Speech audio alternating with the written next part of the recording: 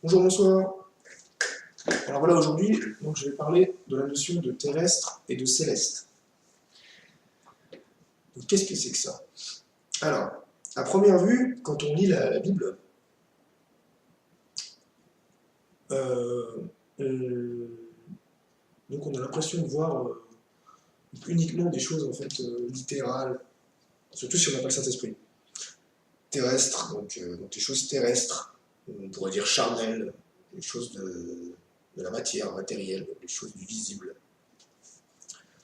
Et en fait, voilà, je fais cette vidéo suite à une révélation que j'ai eue grâce en fait à des enseignements de frères et sœurs l'année dernière, qui continuent encore aujourd'hui, et qui m'ont fait tout d'abord me rendre compte que la parole de Dieu, et j'ai vraiment eu cette révélation, je le savais déjà, je le disais, hein, que la parole de Dieu c'est Jésus, mais j'en avais pas pleinement conscience que les écrits, en fait, c'est vraiment Jésus-Christ, en fait, qui s'est mis dans les écrits. Et c'est pour ça, en fait, qu'il y a également une réalité, en fait, dite céleste, du monde spirituel, de l'esprit, les choses de l'invisible, qu'il faut également voir, en fait, dans la parole. Parce que la parole de Dieu, c'est une personne, c'est Jésus-Christ. Et donc, la seule conclusion à laquelle on doit arriver quand on lit, en fait, les Écritures, l'Ancien Testament, l'Évangile, c'est Jésus-Christ. Et ces deux réalités, en fait, nous permettent également de mieux comprendre le contexte, qui est très important. Et ces trois choses, donc le terrestre, le céleste et bien comprendre le contexte, nous permet en fait de ne pas voir en fait tous les désirs de notre cœur dans la Bible. Parce que c'est comme ça qu'en fait que beaucoup de pasteurs voient l'argent dans la Bible, ils voient la postérité charnelle, et ils voient la réussite, toutes ces choses en fait qui ne sont pas du tout la parole de Dieu. La parole de Dieu témoigne avant tout de Jésus-Christ. Et donc j'ai pris des versets en concordance pour vous montrer un peu la pensée. Et voilà, et savoir que moi, en fait, le Seigneur m'a touché à travers la création. Donc, tout d'abord, d'un point de vue terrestre, on a montré la beauté de la nature et la perfection de la microbiologie, l'ordre naturel des choses, voilà, que tout est parfait, et que vraiment la création, en fait, la création terrestre témoigne en fait de la création céleste. C'est pour ça que j'ai fait des vidéos, j'avais eu ce dévoilement sur les choses matérielles terrestres. C'est pour ça que j'ai fait ces vidéos sur la Terre plate, sur ce que j'appelle en fait la vraie conception de l'univers, qui nous est clairement montrée dans la Bible, dans la parole de Dieu, et que même les grands théologiens approuvent, ils le savent très bien, que la Bible parle d'une terre plate, avec un dôme, etc. Mais en fait, ces choses nous révèlent Christ. Christ et l'Église. Donc voilà, on va rentrer tout de suite dans le vif du sujet. Donc on va commencer dans Jean 3,12. Donc voilà, alors, donc Jésus, voilà, il parle à Nicodème. Vous connaissez ce passage, je pense. Donc là, en fait, au verset 12, il nous dit « Si je vous ai parlé des choses terrestres et que vous ne croyez point, comment croirez-vous si je vous parle des choses célestes ?»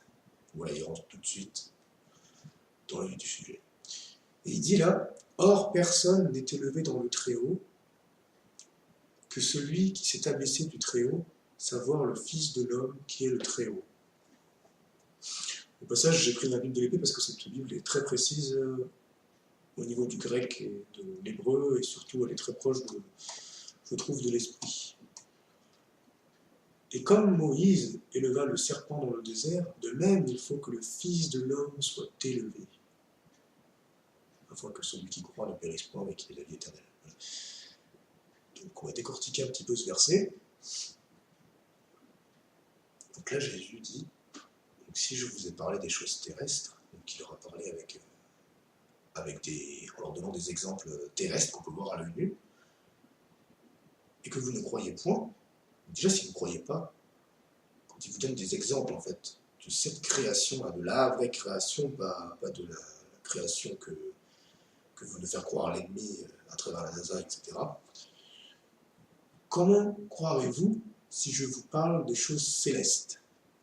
Or, personne n'est élevé dans le très haut, que celui qui s'est abaissé du très haut. D'autres versions nous disent personne n'est monté au ciel, si ce n'est celui qui en est descendu, donc savoir le Fils de l'homme, donc c'est Jésus, c'est lui-même, qui est le très haut.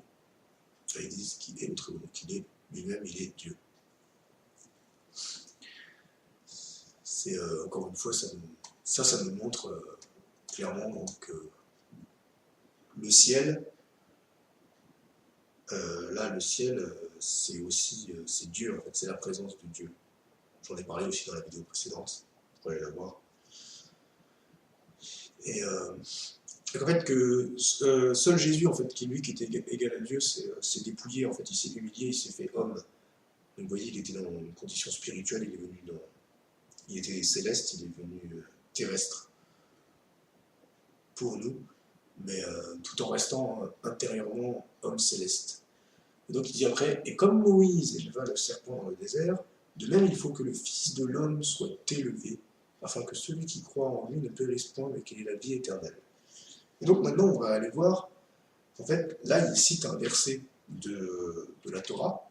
Donc la Torah c'est Moïse était un prophète. De Nombre 21, voilà, Moïse, un prophète qui a écrit les 5 livres de la Torah, donc la Genèse, Exode, Nombre, Deutéronome, donc Genèse, Exode, Nombre, Deutéronome, et j'en oublie un, c'est pas grave, je vais vous dire tout de suite. Lévitique, pardon, voilà, Lévitique. Donc c'est Deutéronome 21, donc à partir du verset 9. Non, pardon, Nombre 21.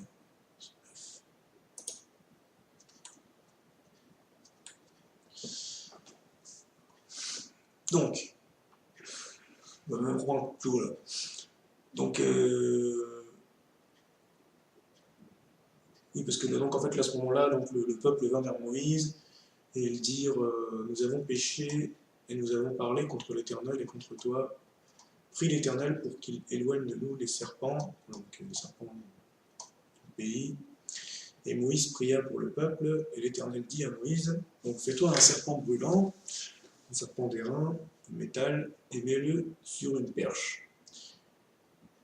Et voilà, il arrivera que quiconque sera mordu et le regardera sera guéri. Donc Moïse fit donc un serpent d'airain, et il le mit sur une perche, et il arriva que quand le serpent avait mordu un homme, il regardait le serpent d'airain, et il était guéri. Qu'est-ce que c'est que ça en fait? C'était le dévoilement de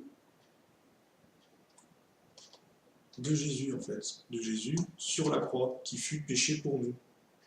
C'est pour ça que dans Jean 3,12, Jésus dit de même que Moïse éleva le serpent dans le désert, il faut que le Fils de l'homme soit élevé. Voilà, premier exemple, déjà, Jésus fait péché pour nous. Vous pourrez aller voir dans Matthieu 27, par exemple. Donc c'est pour ça que Jésus dit Élie, Élie, lama sabachthani, donc Père, Père, pourquoi m'as-tu abandonné? Parce qu'en fait, à ce moment-là, il a été fait péché pour nous, et Dieu ne connaît pas le péché, en fait. Il ne coexiste pas avec le péché. Donc ensuite, on va aller voir donc dans Galates 6, 12, 18, parce qu'on va aller voir un autre exemple avec la circoncision charnelle, et donc la circoncision du cœur.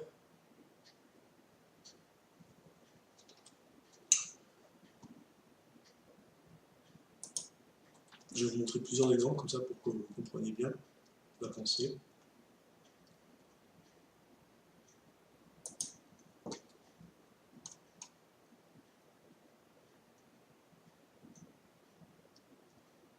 Donc, ici c'est Paul qui parle, donc il dit « Tous ceux qui veulent se rendre agréables, selon la chair, vous contraignent à vous faire circoncire, uniquement afin de n'être pas persécutés pour la croix de Christ. Car les circoncis eux-mêmes ne gardent point la loi, mais ils veulent que vous soyez circoncis afin de se glorifier dans la chair. Quant à moi, qu'il ne m'arrive pas de me glorifier en autre chose qu'en la croix de notre Seigneur Jésus-Christ, pour laquelle le monde est crucifié pour moi, et moi pour le monde. Car en Jésus-Christ, la circoncision ne sert de rien, ni l'incirconcision, mais la nouvelle création. Seulement la nouvelle création. Et pour tous ceux qui suivront cette règle, que la paix et la miséricorde soient sur eux et sur Israël du Dieu. Voilà, etc. Au reste que personne ne m'afflige, car je porte en mon corps les distinctions du Seigneur Jésus. Frères, que la grâce de notre Seigneur Jésus-Christ soit avec votre esprit. Amen. Voilà. Alors là, ici, Paul nous parle, donc, nous dit en fait que, voilà, donc, tous ceux qui veulent se rendre agréables, donc selon la chair, ils veulent se rendre agréables selon les choses charnelles, les choses matérielles, ils vous contraignent, vous, chrétiens, à vous faire circoncire, enfin plutôt Galates, à vous faire circoncire uniquement afin de n'être pas, ça nous concerne aussi bien sûr, nous sommes aussi chrétiens comme eux. Paul était venu pour annoncer la parole aux églises. Hein. Jésus est venu premièrement pour les Juifs, Paul lui est venu pour annoncer Jésus-Christ pour l'Église, afin de n'être pas persécutés pour la croix de Christ. Donc en fait là il nous montre que donc, ces gens-là, ils veulent nous... voilà, eux ils veulent se faire circoncire parce qu'ils ont peur d'être persécutés pour annoncer Jésus en fait. Car les circoncis eux-mêmes ne gardent point la loi. Et là il parle en fait.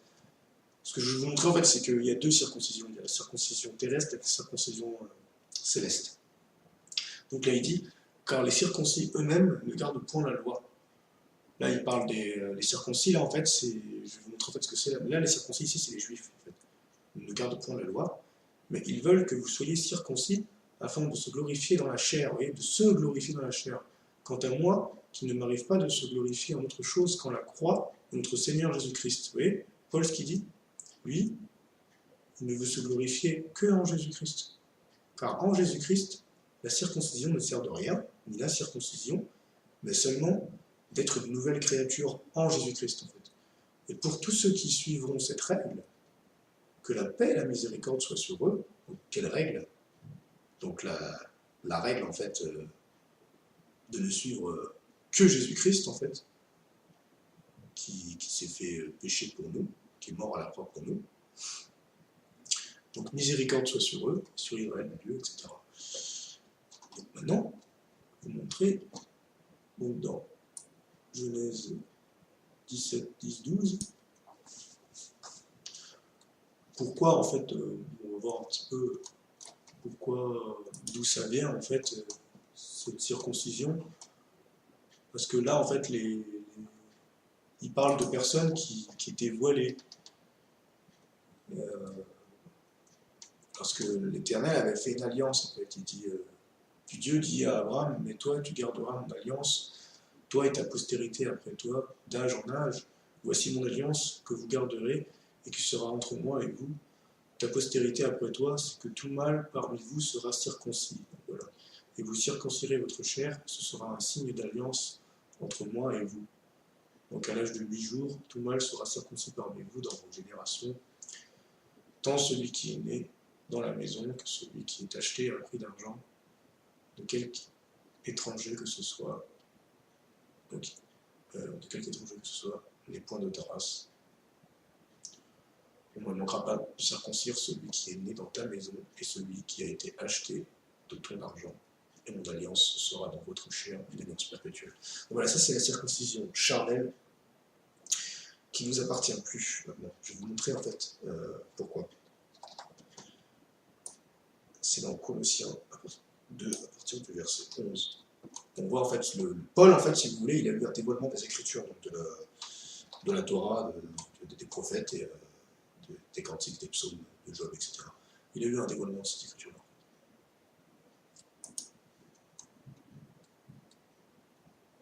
J'ai dit, pardon, Colossiens 2, 11.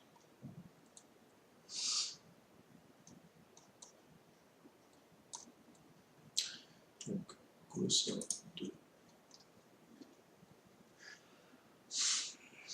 Donc, Paul l'a dit.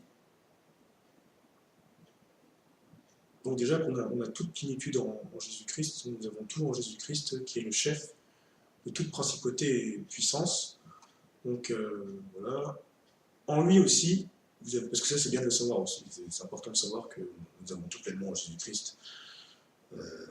Ça nous permet de comprendre qu'il n'y a pas de un tel est pasteur, un tel est apôtre, un tel s'invente un ministère de guérison. Au passage, ça n'existe pas, il n'y a que 4 ministères dans la parole. Vous irez voir dans Éphésiens chapitre 4, il n'y a que les apôtres, les pasteurs et docteurs qui vont ensemble, donc les enseignants, les évangélistes et les prophètes. Donc le prophète, c'est tout ce qui est du domaine de l'inspiration. Et un prophète révèle toujours Jésus-Christ. J'en ai déjà parlé dans la vidéo d'avant, vous irez voir la vidéo d'avant. En lui aussi, vous avez été circoncis. Donc, en Jésus-Christ, il parle de Jésus, parce que Paul ne parle que de Jésus. En lui aussi, vous avez été circoncis d'une circoncision faite sans main, en dépouillant le corps, donc faite non de la main de l'homme, mais en dépouillant le corps des péchés de la chair, ce qui est la circoncision de Christ. Et en fait, il nous a dépouillé des péchés, en fait, en nous faisant mourir à la croix avec lui. Vous irez voir Galates 2:20, ce qui est la circoncision de Christ. Il dit que là, que ça, en fait, nous, on a été circoncis de la circoncision de Christ. C'est la circoncision du cœur. Ayant été identifiés avec lui par l'engagement en sa mort, en lui aussi vous êtes ressuscités par la foi, par la puissance de Dieu, qu'il a ressuscité des morts. Quand vous étiez morts dans vos péchés et dans votre incirconcision charnelle, il vous a vivifié avec lui, vous ayant pardonné toutes vos transgressions. Voilà. Vous pourrez lire la suite. Voilà, c'est juste pour vous montrer en fait que nous, qui sommes aujourd'hui des hommes renouvelés en Christ, nous n'avons plus à nous faire circoncire d'une manière terrestre, mais nous sommes circoncis en Christ. C'est la circoncision du cœur en Christ. Nous sommes morts et ressuscités avec lui. Voilà, maintenant je vais passer à un autre exemple. Donc, ce sera sur les yeux et l'intelligence. Donc, voir la réalité terrestre, voir dans la réalité céleste.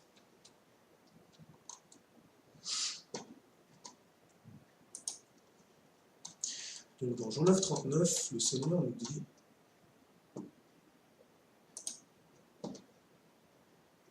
et en fait c'est le passage où il guérit l'aveugle avec de la boue. Et il envoie au puits se nettoyer les yeux, puis hop, il voit et après il va vers les pharisiens. En fait à la fin Jésus dit donc je suis, donc il est l'Éternel, venu parmi le monde pour rendre un jugement afin que ceux qui voient point voient et que ceux qui voient deviennent aveugles. Pourquoi il dit ça comme ça? Et quelques-uns des pharisiens qui étaient avec lui entendirent cela et lui dirent « Et nous, sommes-nous aussi aveugles ?» Jésus leur dit « Si vous étiez aveugles, vous n'auriez point de péché. Maintenant vous dites « Nous voyons, c'est à cause de cela que votre péché subsiste. » Alors, qu'est-ce que c'est que ça? Pourquoi Jésus dit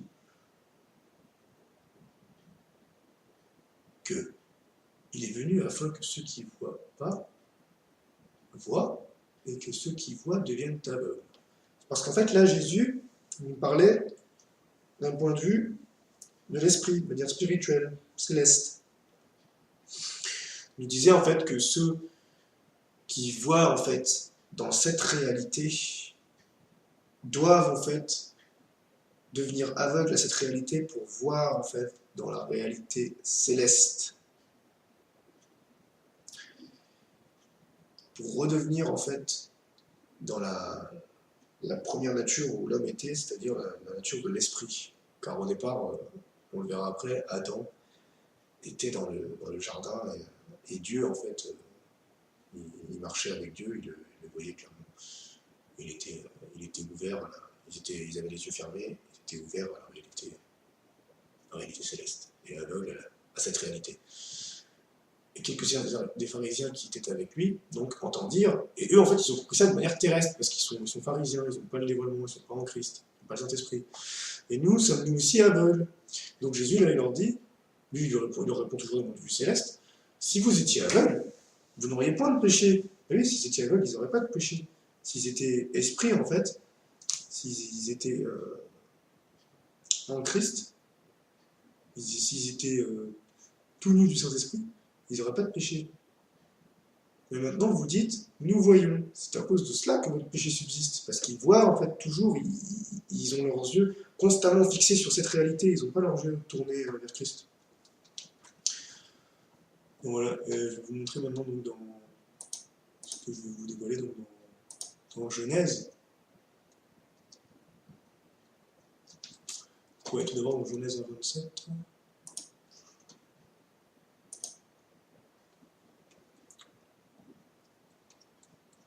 Dans Genèse 27, il nous est dit. Alors en fait, il nous est dit que Dieu, il créa l'homme à son image. Donc il a créé déjà l'homme à son image. Et Dieu, on sait que Dieu est esprit. Il le créa donc à l'image de Dieu. Il créa mâle et femelle. Et Dieu les bénit.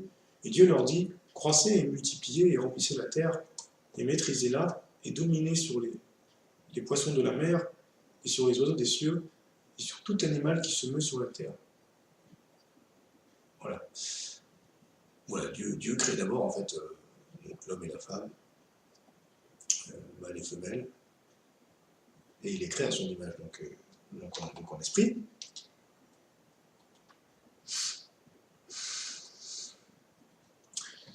Et ensuite, donc on va voir dans Genèse 2, pardon, oui, voilà.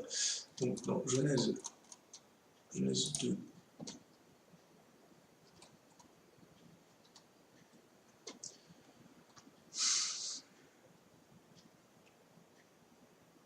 donc là on voit aussi qu'un cire fut achevé les cieux et la terre, parce que Dieu en fait et toute leur multitude, d'autres versions disent toute leur armée. En fait là quand il est question des cieux et de la terre, je vous en parlerai plus en détail dans une autre vidéo, mais en fait les cieux et la terre, là, le ciel c'est le trône de Dieu, et la terre qui est son marchepied, Ésaïe 66:1. La terre en fait, il faut savoir que c'est aussi notre cœur. Dieu vient habiter dans nos cœurs. Et Dieu eut achevé au 7e jour son œuvre qu'il avait faite, et il se reposa donc au 7e jour de toute son œuvre qu'il avait faite. Et Dieu bénit le 7e jour, et sanctifia le lendemain. Donc, je vais passer ça parce que, en fait, c'est comme ça que je voulais vous montrer. Donc, et voilà, et là, et l'Éternel Dieu forma l'homme de la poussière de la terre. Donc, tout d'abord, Dieu, en fait, ce qui est marrant, c'est qu'il a créé en fait les choses avant, en esprit, et ensuite il forme la poussière de la terre. Il souffla dans ses narines un esprit de vie, donc l'homme devint une âme vivante. Et l'Éternel, Dieu donc détermina l'enceinte. Donc là en fait il me parle du jardin d'Éden, de sa grâce. C'est vraiment très précis comme Bible, je vous ai dit, qui le précédait, et il mit l'homme qu'il avait formé. Et donc Dieu fit surgir de la résolution de sa grâce, donc du jardin d'Éden en fait, donc toutes sortes d'assurances, en fait c'est toutes sortes d'arbres en fait, donc gracieux à la perception, donc beau à voir en fait, et favorable à recevoir, donc favorable à recevoir, et il fit aussi l'assurance de la vie. Il fit d'abord l'assurance de la vie en fait, donc l'arbre de la vie au milieu du jardin, au milieu de l'enceinte, et il fit l'assurance de la connaissance du bien et du mal. Et là en fait il faut bien retenir ça. Si je vous montrer quelque chose, c'est que il n'y a que l'arbre de la vie qui est au milieu du jardin. Et quand on va voir donc après, ce que je voulais vous montrer, c'est que donc dans Genèse 3, vous allez voir en fait donc or donc le serpent, donc ils disent le raisonnement ici c'est plus clair en fait parce que c'est un raisonnement mauvais en fait, un esprit mauvais, était rusé était extrêmement subtil dans tous les êtres vivants en expansion d'existence que l'Éternel Dieu avait fait. Et il dit en la femme, quoi? Dieu aurait-il dit, vous ne posséderez point de toutes les assurances de l'enceinte? Mais la femme répliqua à ce raisonnement rusé, nous recevons la grâce des assurances de l'enceinte, mais quant à l'avantage de l'assurance de l'indépendance qui est au milieu de l'enceinte, vous voyez en fait, ici, elle dit nous recevons la grâce des assurances de l'enceinte, mais quant à l'avantage de l'assurance de l'indépendance qui est au milieu de l'enceinte, Dieu a dit vous n'en posséderez point et vous n'en saisirez point de peur que vous ne mouriez. En fait, là, donc l'assurance de l'indépendance, en fait, c'est l'arbre de la connaissance du bien et du mal. Elle dit qu'il est au milieu de l'enceinte du jardin. En fait, si vous voulez, Ève, la femme, en fait, elle a fait de l'arbre de la connaissance du bien et du mal, elle en a fait son milieu, elle en a fait son centre. Et parce qu'en fait, l'arbre de la connaissance du bien et du mal, ce n'est autre que la loi. Et l'arbre de la vie, ce n'est autre que la grâce, qui est Jésus-Christ. Donc il dit, vous n'en posséderez point et vous n'en saisirez point de peur que vous ne mouriez.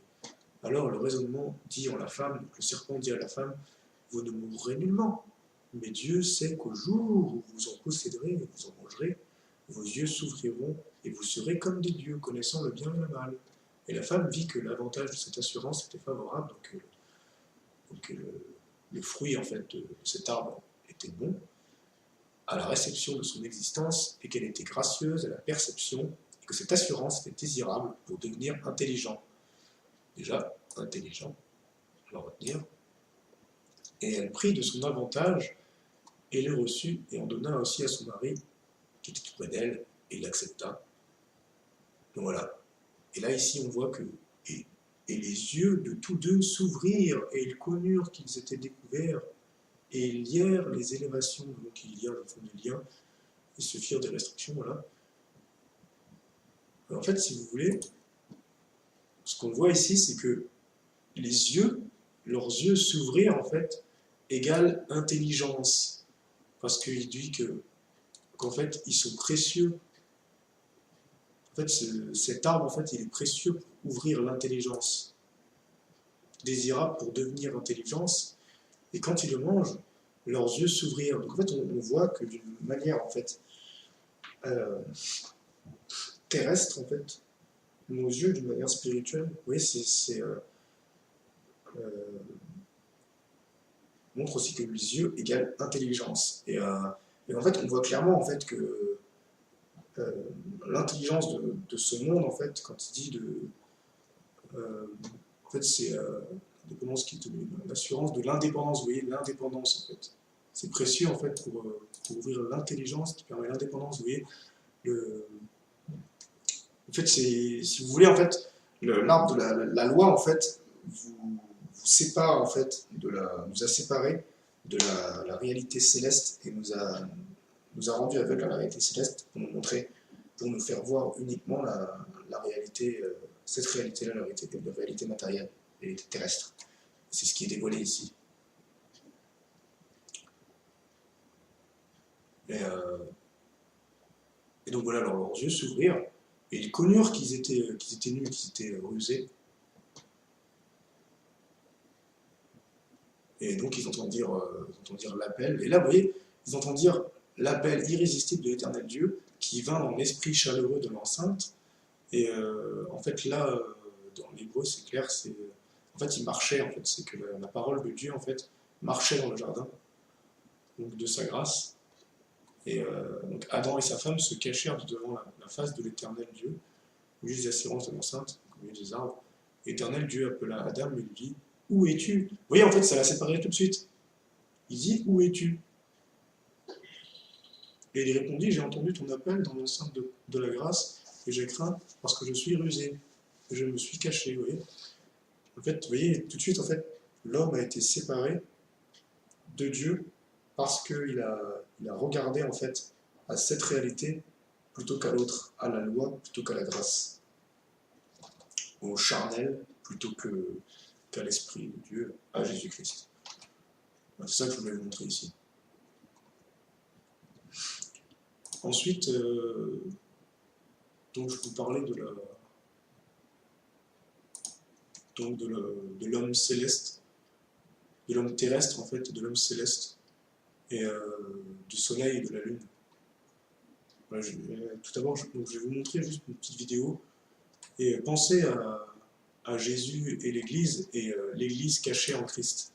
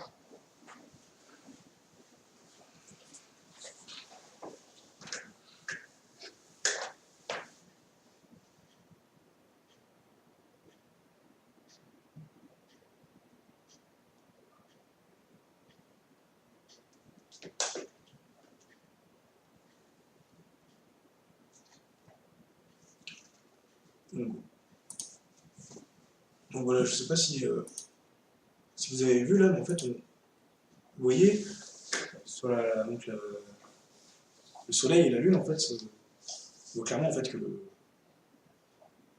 soleil en fait, révèle Christ, la lune, l'Église cachée en lui lors d'une éclipse, et la création témoigne également de la parole de Dieu.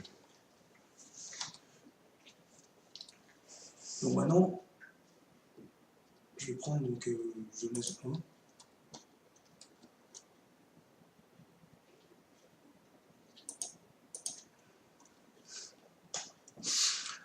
à partir du verset 3, et donc Dieu dit que la lumière soit, et son rayonnement fut, et Dieu vit que la lumière était gracieuse, et Dieu démêla la lumière avec les ténèbres. Et Dieu invita la lumière gracieuse, mais il convoqua les ténèbres à se replier. Et il y eut un soir, il y eut un matin, ce fut le premier jour. Tout d'abord, là, on voit que donc Dieu dit, je l'ai déjà parlé dans la précédente vidéo, donc Dieu dit, donc il parle, c'est la parole, c'est Jésus, que la lumière soit et son rayonnement fut. Et Dieu vit que la lumière était gracieuse. Donc la lumière était gracieuse, donc c'est bien Jésus-Christ là, c'est précis, il est la grâce. Et Dieu démêla la lumière avec les ténèbres. Donc qu'est-ce que les ténèbres? Et Dieu invita la lumière gracieuse, donc Jésus-Christ, mais il convoqua les ténèbres à se replier. Ça c'est Satan. Et il y eut un soir, il y eut un matin, ce fut le premier jour. Et comme j'avais déjà dit, en fait, Dieu ne parle que le jour. Parce que, en fait, Dieu, il a appelé aussi, on voit en fait dans d'autres versions, qu'il a appelé la lumière jour. Et Dieu ne parle que le jour. Puis Dieu dit qu'il y a un firmament entre les eaux et qu'il sépare les eaux d'avec les vapeurs. Et Dieu fit le firmament et sépara les eaux qui sont au-dessus du firmament. Donc le firmament, c'est le dôme, avec les vapeurs qui sont au-dessus du firmament. Et cela fut ainsi. Mais c'est également, les eaux, c'est également l'esprit. Ça révèle, en fait, vous voyez, comme je vous dis, en fait, la réalité terrestre révèle aussi des choses célestes. Et cela fut ainsi. Et Dieu nomma le firmament cieux, et il y eut un soir, et il y eut un matin. Vous voyez, en fait, il dit toujours, il y eut un soir, et il y eut un matin. Ce fut le second jour. Vous voyez, ça termine toujours par le matin. Donc il ne parle que le jour, parce qu'il ne parle qu'en Christ. Maintenant, je vais vous montrer pourquoi. Donc on va aller décortiquer petit à petit. Hein. Je vais d'abord aller dans Jean 1.1.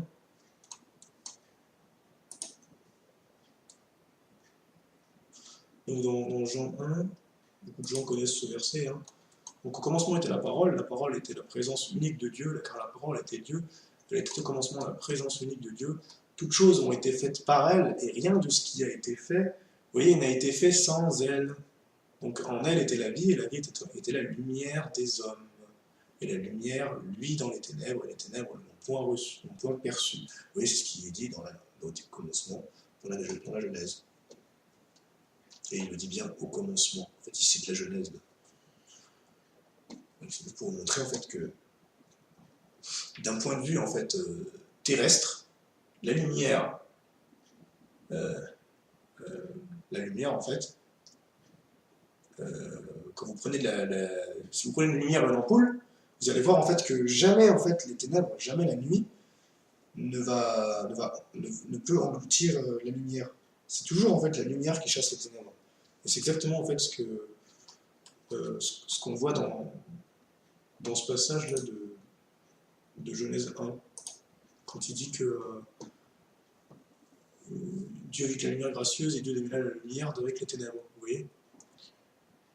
Et ensuite on va voir que c'est donc Dieu nomma le continent de terre, il nomma la main, et je crois que c'est au 4e jour. Voilà. Puis Dieu dit qu'il y a des luminaires dans l'étendue des cieux pour séparer les jours d'avec la nuit. Là, souvenez-vous bien de la vidéo que vous venez de regarder. Et qu'ils servent de signes et pour les saisons, et pour les jours, et pour les années, et qu'ils servent de luminaires dans l'étendue des cieux pour éclairer la terre, et cela fut ainsi. Et Dieu fit des 2 grands luminaires. Et souvenez-vous que la terre ici, c'est également notre cœur, notre être intérieur, notre âme en fait. Et Dieu fit les 2 grands luminaires, le grand luminaire pour dominer sur le jour, et le petit luminaire pour dominer sur la nuit. Et il fit aussi les étoiles. Et je vous ai déjà montré tout à l'heure que dans Genèse 2,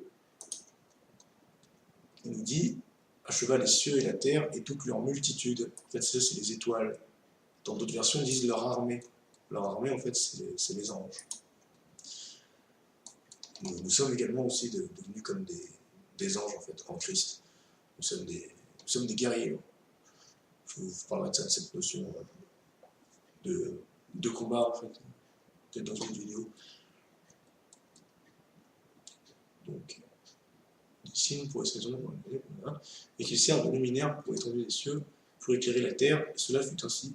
Et Dieu fit les 2 grands luminaires pour dominer sur le jour, le petit luminaire dominer sur la nuit, et il fit aussi les étoiles. Et Dieu les mit dans l'expansion des cieux pour éclairer la terre, et pour dominer sur le jour et sur la nuit, et pour séparer la lumière d'avec les ténèbres, et Dieu vit que cela était bon. Et la soirée, ça fait le 4e jour, etc. Donc, ensuite, on a vu tout à l'heure que Dieu donc, créa l'homme à son image, il créa l'image de Dieu, il créa la femelle, hein. Et que, donc, tout d'abord, on a vu en fait dans la Genèse que Dieu, il a créé d'abord l'homme terrestre qui est né de la poussière. Vous voyez, il le forma, il le crée d'abord esprit, et ensuite Genèse 2, donc forma l'homme de la poussière de la terre, vous voyez, il a créé d'abord de la poussière de la terre. Donc le premier homme, le premier Adam, c'est de la poussière. Et maintenant, je vais vous montrer qu'il y a un second Adam. Et je vais vous montrer également, alors on va aller voir 1 Corinthiens 15, à partir du verset 36, pour vous montrer le dévoilement justement qu'a eu Paul par rapport à tout ça, par rapport au soleil, la lune,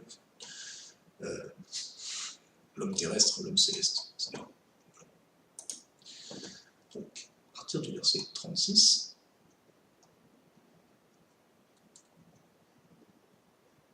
vous pourrez lire le passage du dessus aussi, vous pouvez lire tout, 1 Corinthiens 15, c'est intéressant. Donc, il dit là, insensé, ceux qui ne s'aiment ne prend point vie s'ils ne meurent auparavant.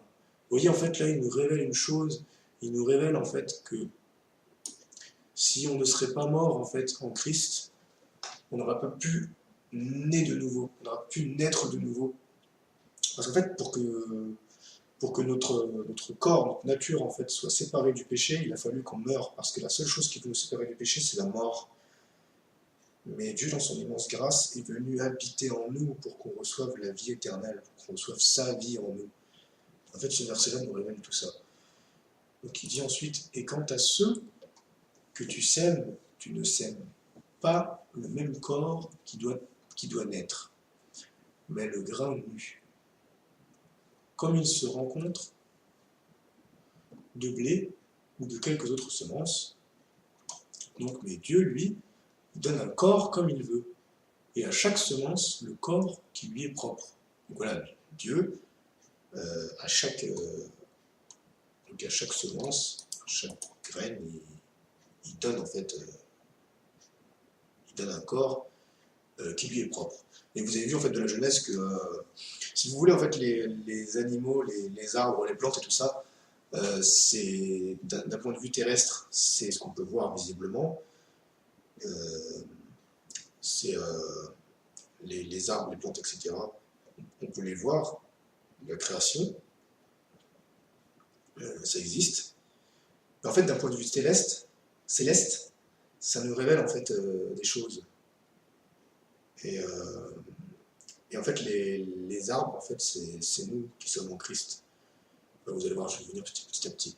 Il y a après les animaux, en fait, sont également une préfiguration à l'homme animal, en fait, l'homme naturel, l'homme qui n'est pas renouvelé en Christ, notre ancienne nature.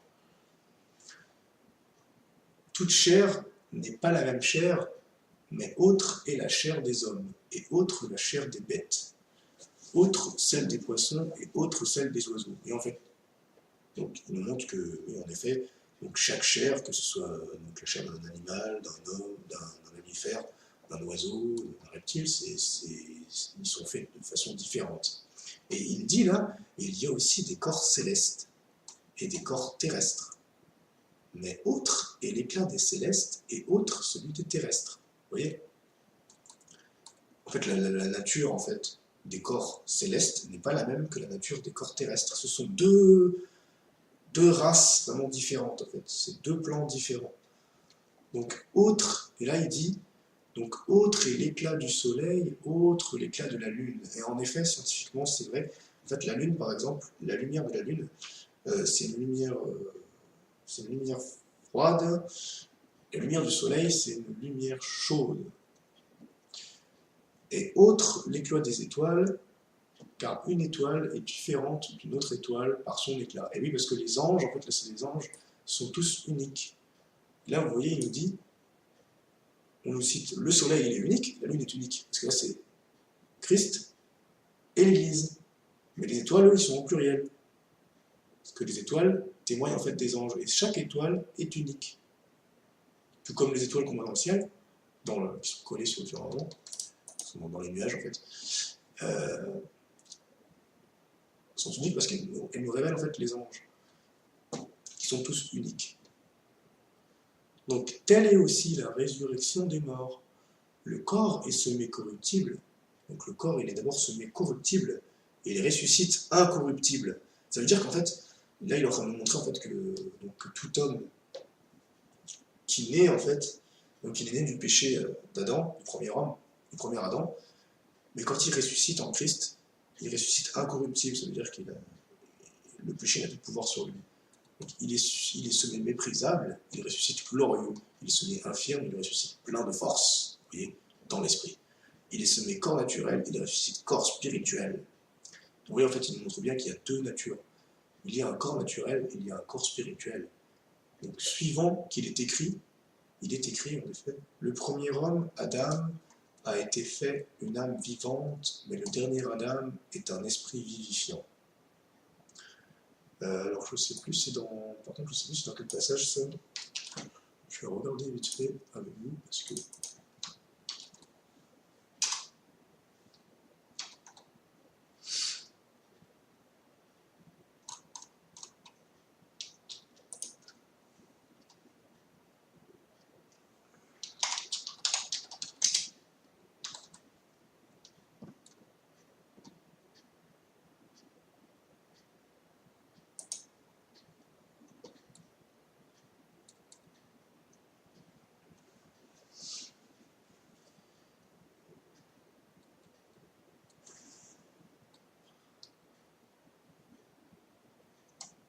Non, en fait, c'est parce que voilà, justement, L'Éternel déforma l'homme de la poussière de la terre, le souffle de l'Éternel. Voilà, en fait, c'est parce que voilà, justement,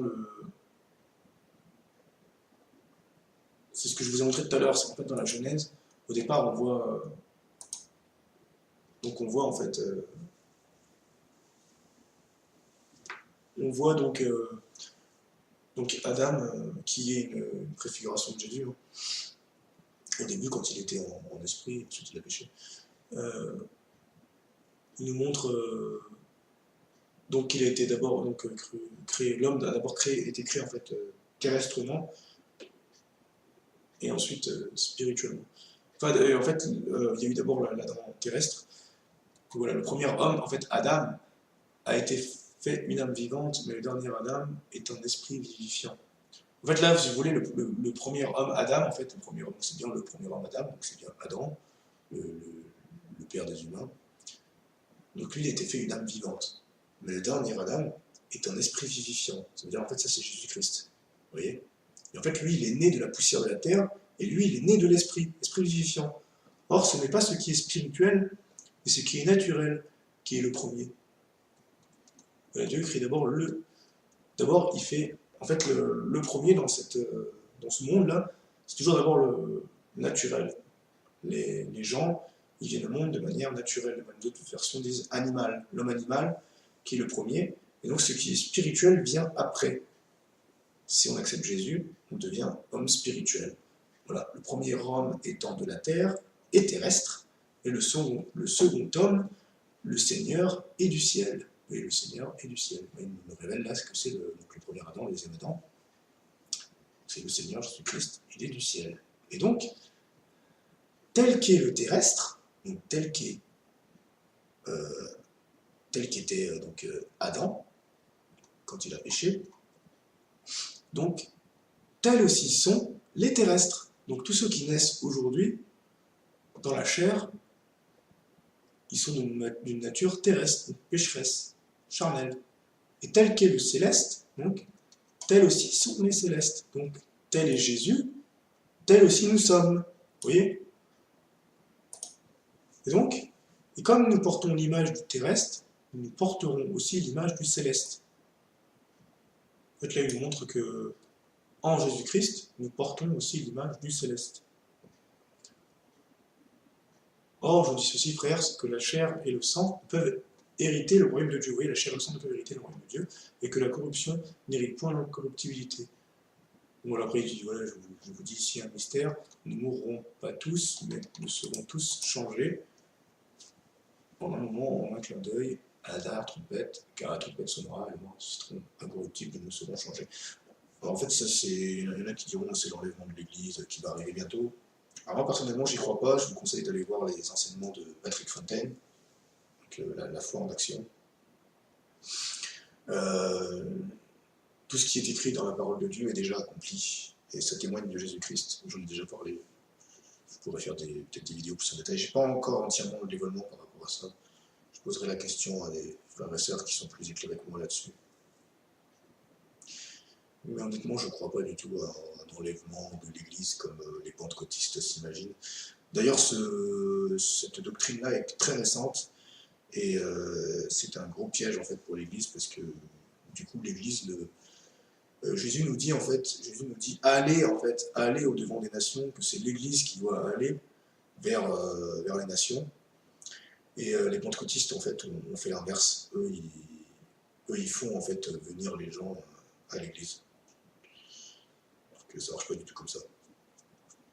Et là en fait quand on dit en fait pour moi en fait ce qu'on appelle l'enlèvement en fait c'est pas biblique c'est en fait le fait de si vous voulez Jésus nous dit que nous sommes assis en Jésus-Christ dans les lieux célestes. Donc si nous sommes assis en Jésus-Christ dans les lieux célestes, je ne sais pas pourquoi on a besoin d'être enlevé en fait. Ça n'a pas de sens. Parce que notre esprit, en fait, il est déjà dans le ciel, en fait. Notre esprit, il est déjà au paradis. Et le paradis, c'est pas quelque chose de charnel, c'est pas comme le paradis dans le Coran. C'est la présence de Dieu. C'est pour ça que Jésus nous dit, dans Jean 15, il me semble que la vie éternelle, c'est de le connaître lui, en fait, le seul vrai Dieu et celui qui l'a envoyé, Jésus-Christ. La vie éternelle, c'est de le connaître lui. La vie éternelle, c'est Jésus-Christ. Il nous dira dans Jean 14,6 que je suis le chemin, la vérité et la vie. Voilà. Donc ensuite, on va finir. Petite conclusion, donc la loi et la grâce, Christ et l'Église, nous faisons qu'une seule chair. Donc on va retourner dans Genèse 2, 8, 9.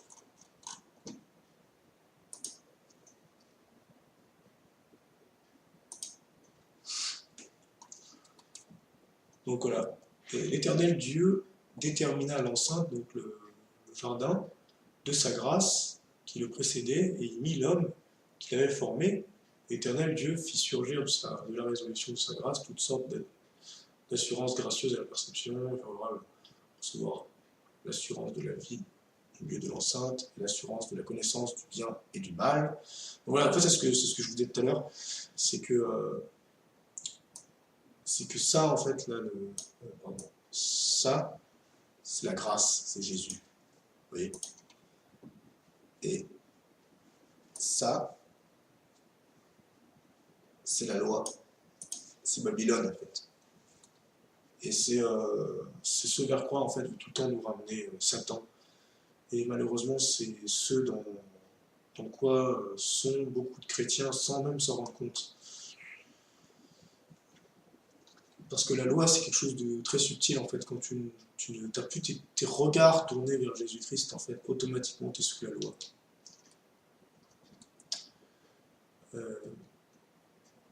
Donc ensuite, plus tard, ce que je voulais vous montrer aussi, c'est que, pareil, pour voir, en fait, d'un point de vue céleste et terrestre, donc l'Éternel, donc Dieu, il forma une existence de l'inclination, donc il est pris, en fait, de la côte d'Adam, d'un côté d'Adam, qu'il avait prise d'Adam, et forma son existence charnelle et la fit demeurer avec Adam.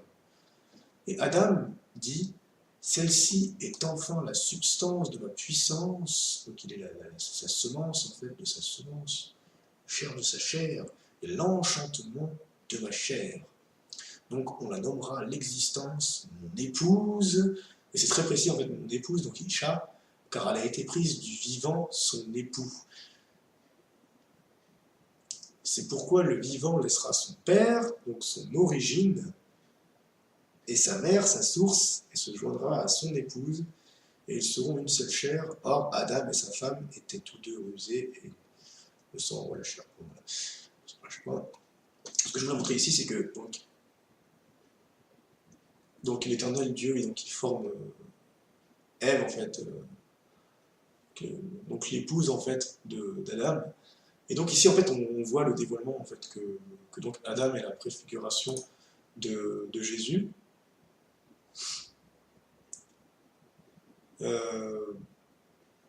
Puisqu'il est l'existence, donc mon épouse, car elle a été prise du vivant. Et le vivant, c'est qui? C'est Jésus. Quand on parle du vivant, on parle de Jésus, en fait, son époux.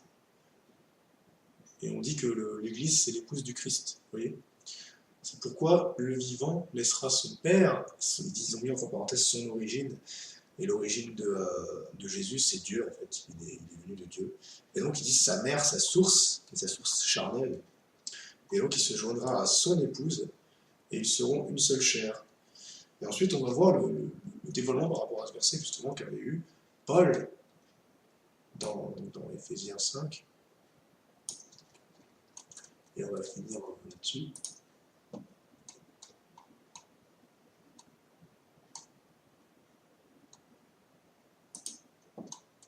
À partir du verset 25, donc il dit, Paul,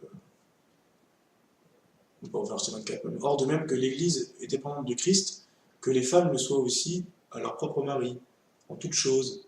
Marie, donc, aimez vos femmes, comme aussi Christ a aimé l'Église et s'est livré lui-même pour elle, afin que la sanctification, la consacrant et la blanchissant par l'eau de la parole, pour la faire paraître devant lui une Église glorieuse, sans tache, ni ride, ni rien de semblable, mais sainte et irrépréhensible.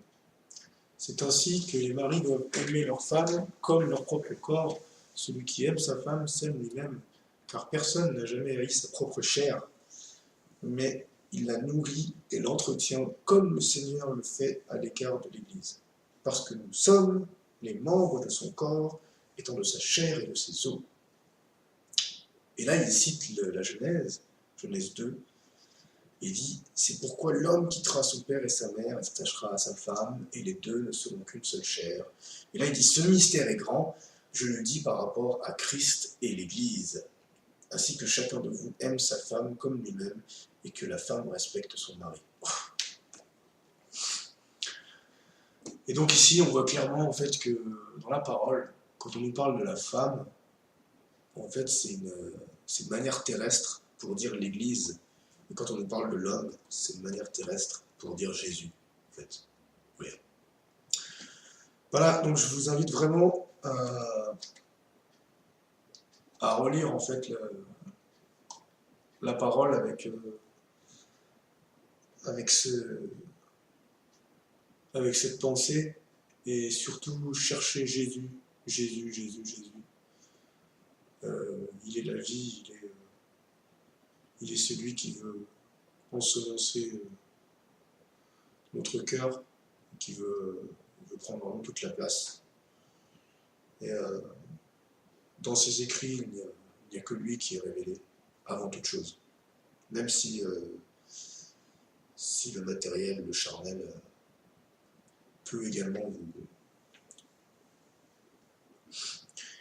vous séduire. La Bible est très, très séductrice, mais la parole de Dieu, elle est esprit et vie, et elle vit en nous, en tout cas en ceux qui l'ont reçu. Voilà.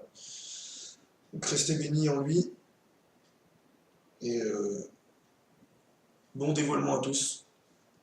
Ciao!